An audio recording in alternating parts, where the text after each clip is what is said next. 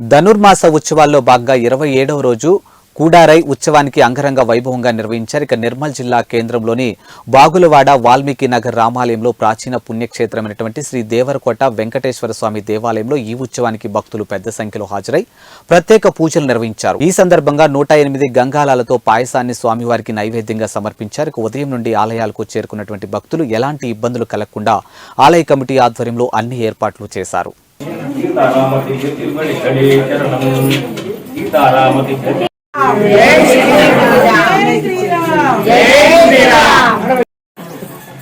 సర్వదేశ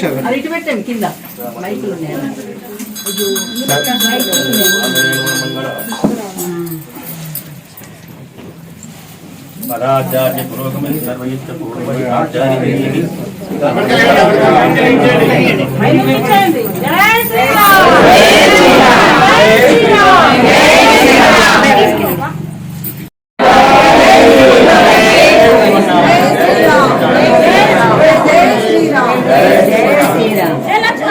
గోపాల బాలాయ నిత్యాయ పరమా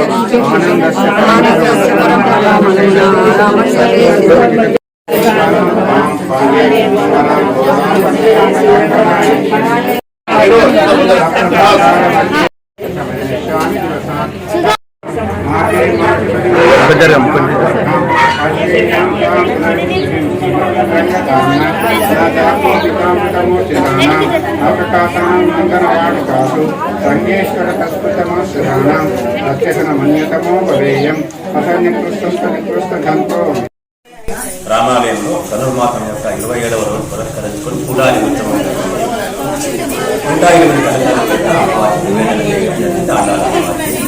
అయితే వెనుకటి కాలంలో సుందరబాబు పెరుమాళ్లకు ఈమె మొక్కుకుంటుంది. ఎప్పుడైతే నేను భగవంతుడిని పెళ్లి చేసుకుంటానో అప్పుడు సుందరబాబు పెరుమాళ్లకు మొక్కు చేస్తానని చెప్పి 108 కష్టాలలో పట్ల నివేదన చేస్తానని చెప్పి మొక్కుకుంటుంది.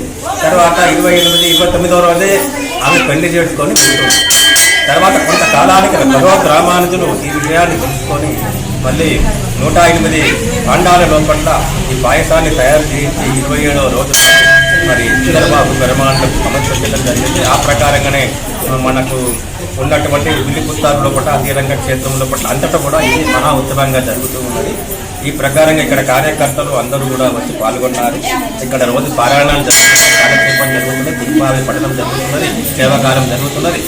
ఈ విధంగా మరి ఇక్కడ ఈ ఆలయం అనేటువంటి సీతారామచంద్ర స్వామి యొక్క ఆలయం చాలా ప్రభావితంగా ప్రకాశిస్తున్నది. పూర్ణమిదం పూర్ణాత్ పూర్ణముచ్యతే పూర్ణమాదాయ పూర్ణమేవ ఉద్దిశ్యతే.